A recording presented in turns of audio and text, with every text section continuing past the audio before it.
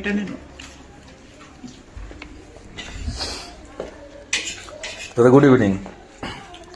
2999 টাকায় গ্রুপ ট্যুরে এসে দার্জিলিংয়ে ঘুরতে কেমন লাগলো? আমাদের খুব সুন্দর লেগেছে। প্রথম কথা হচ্ছে আমরা যখন আসি আমাদের বলা ছিল যে এখানে বৃষ্টি বৃষ্টি হবে, এই হবে, আমরা সেই ভয়ে ভয়ে এসেছি।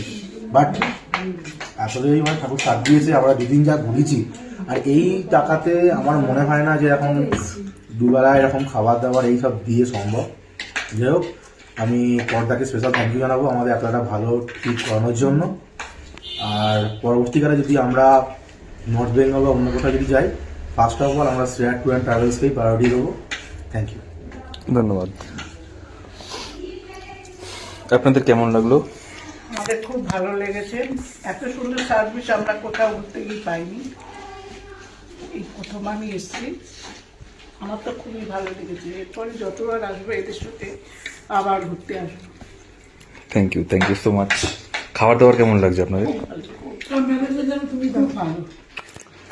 ম্যানেজমেন্টের জন্য আমরা রাজদীপকে দেখতে পাই, পরের বছর যেন দুজনকে দেখতে পাই।